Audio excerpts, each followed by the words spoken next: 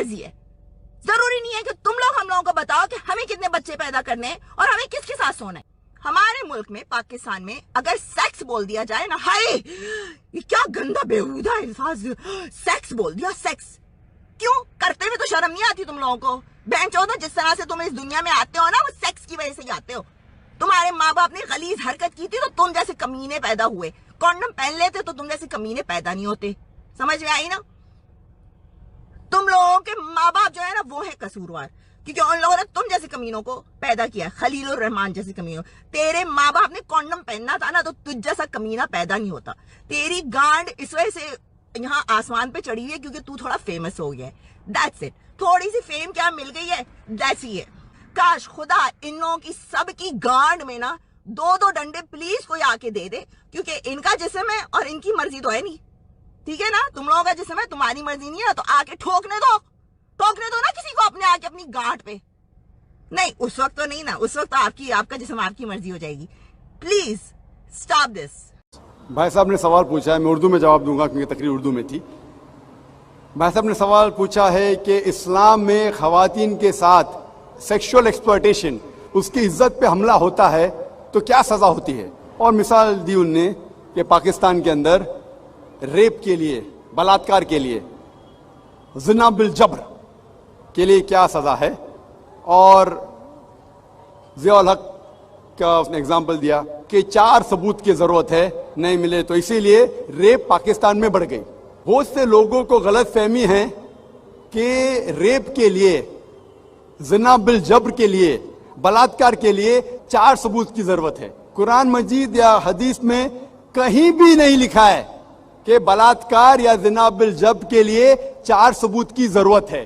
قرآن مجید میں لکھا ہوا ہے, جو میں نے آیت کوٹ کی, سورہ نور سورہ نمبر 24 آیت نمبر 4 میں, اگر کوئی الزام لگاتا ہے عورت پر کہ اس نے کوئی زنا کیا, دوسرا کچھ کیا, تو 4 ثبوت کی ضرورت ہے. یا بچہ لنے برابر نے. زنا کے لیے اگر کوئی الزام لگاتا ہے کہ یہ عورت نے زنا کیا یا وہ مرد نے زنا کیا, تو وہ آدمی جو الزام لگاتا ہے اس کو 4 ثبوت پیش کرنا فرض ہے.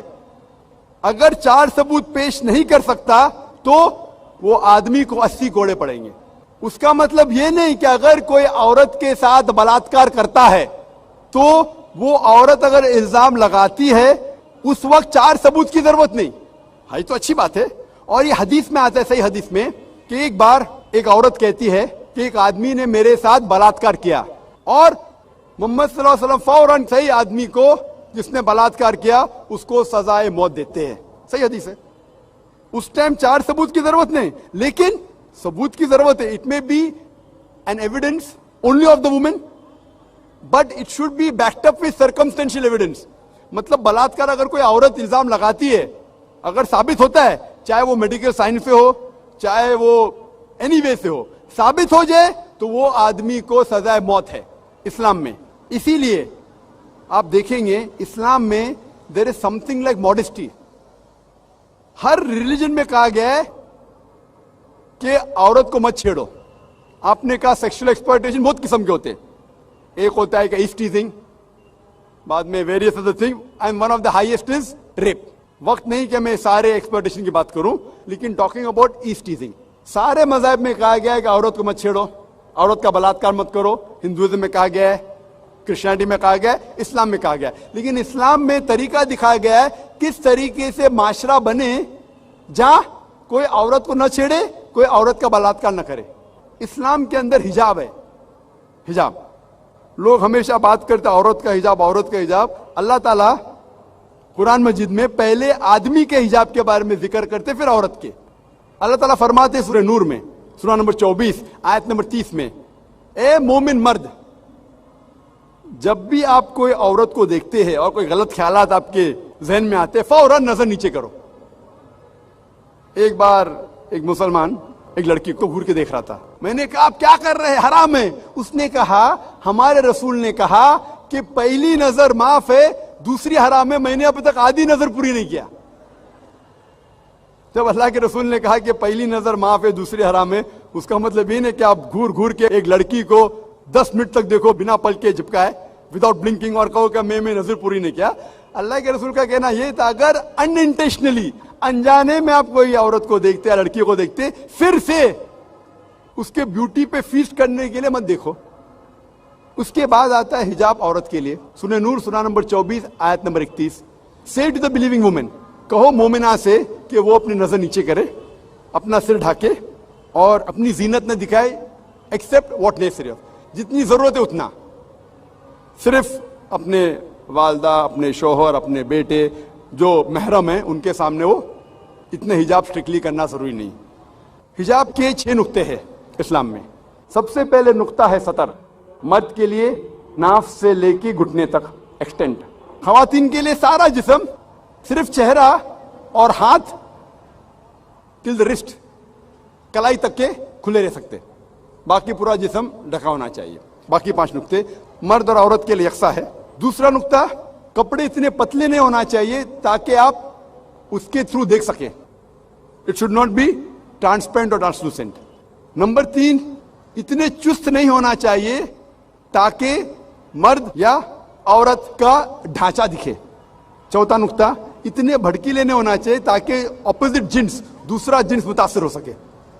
5واں نقطہ, دوسرے جنس کے کپڑے مت پہنو. 6واں نقطہ, وہ کپڑے مت پہنو جو دوسرے مذہب کی نشانی ہے. 6 نقطے ہیں.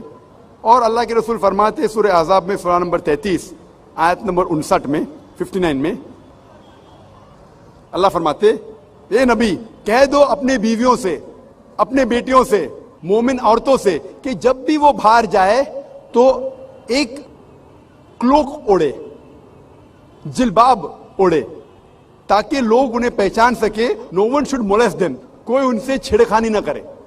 میں پوچھنا چاہتا ہوں آپ سے کہ اگر کلکتہ میں 2 جڑوا بہن, بہت خوبصورت, یکساں خوبصورت, دونوں کلکتہ کے سڑک پہ چل رہے ہیں. ایک بہن پہنی ہے اسلامک کپڑے, حجاب, سارا جسم ڈھکا ہوا ہے, صرف منہ اور ہاتھ کلائی تک کھلے ہیں. دوسری بہن مغربی کپڑے پہنی ہے, منی اسکرٹ اور شارٹ, اور دونوں چل رہے کلکتہ کے سڑک کے اوپر. اور کونے کے اوپر کھڑا ہوا ہے ایک لفنگا لڑکی کو چھیڑنے کے لیے. میں آپ سے پوچھنا چاہتا ہوں وہ کون سے لڑکی کو چھیڑیں گا؟ وہ بہن جو اسلامک حجاب پہنی ہوئی کہ وہ لڑکی جو مغربی منی اسکرٹ اور شارٹ پہنی ہوئی؟ کس کو چھیڑیں گا؟ Obviously the one with obviously the one wearing the western clothes, the mini skirt and shorts. تو اسلام میں صحیح کہا گیا, حجاب کہا گیا ہے عورتوں سے تاکہ وہ عورت کو پروٹیکٹ کر سکے. اور آپ جانتے ہیں کہ امریکہ میں جو ہم سمجھتے سب سے تعلیم یافتہ ملک ہے, سب سے اونچا ملک ہے, موسٹ ایڈوانس کنٹری, آپ جانتے ہیں وہاں سب سے زیادہ ریپ ہوتے اکارڈنگ ٹو اسٹیٹسٹکس آف 1990. 1990 میں ایف بی آئی کے اسٹیٹسٹکس کے حساب سے آن ایوریج تقریباً ہر روز 1756 cases of rape took place. ہر روز اتنے بلاತ್ಕಾರ ہوئے. 1996 کی اسٹیٹسٹکس سے U S department of justice ہر روز تقریباً 2713 ریپ ہوئے. 1990 میں 1756, 1996 میں 2713 میں بھی امریکنز کو اور مردانگی آئے, بڑھ گیا ریپ, بلاತ್ಕಾರ بڑھ گیا. میں پوچھنا چاہتا ہوں اگر آپ اسلامک شریعت امریکہ میں اختیار کریں گے, اگر کوئی آدمی خاتون کو دیکھتا ہے, برے خیالات آتے ہیں, نظر نیچے کرو, اس کے بعد خاتون سر سے پاؤں تک ڈھکی رہنا چاہیے, صرف چہرہ یا ہاتھ کھلا رہ سکتا ہے. اس کے بعد اگر کوئی آدمی کسی کا بلاತ್ಕಾರ کرتا ہے, کیپٹل پنشمنٹ, ڈیتھ پینلٹی, سزائے موت. میں پوچھنا چاہتا ہوں بلاತ್ಕಾರ کی تعداد امریکہ میں بڑھیں گی, وہی کے وہی رہیں گی یا گھٹیں گی؟ see the point about America. بڑھیں گی, وہی کے وہی رہیں گی یا گھٹیں گی؟ میں پوچھنا چاہتا ہوں آپ سے. I cannot answer this. بڑھیں گی, وہیں کے وہیں رہیں گے یا گھٹیں گی؟ اگر کوئی آدمی بلاತ್ಕಾರ کرتا ہے, اور میں سوال پوچھا ہندو سے, کئی غیر مسلم سے پوچھتا ہوں میں کہ اگر آپ کے والدہ کا کوئی بلاತ್ಕಾರ کرتا ہے, ہائپوتھیٹیکل, اور اگر وہ بلاತ್ಕಾರ کرنے والے کو آپ کے سامنے لے کے آیا جائے گا, آپ کیا سزا دیں گے؟ 100% سب غیر مسلم نے کہا کہ میں اس کو سزائے موت دوں گا. تو اپنی والدہ کا کوئی بلاತ್ಕಾರ کرتا ہے, آپ کو سزائے موت دینے کا ہے. دوسری کسی والدہ کا کرتا ہے تو آپ بولتے ہیں سزائے موت از اے مرسیلیس پنشمنٹ, وہ بہت خطرناک ہے. کوئی غیر مسلم نے کہا کہ میں تو اس کو تڑپا تڑپا کے ماروں گا. سب سے لیسٹ بلاತ್ಕಾರ جو پورے دنیا میں ہوتا ہے وہ سعودی عربیہ. کیوں؟ क्योंकि ये शरीयत वाला लागू है. पाकिस्तान कौन कहता है कि पूरा इस्लामिक मुल्क है? नाम का है पाकिस्तान.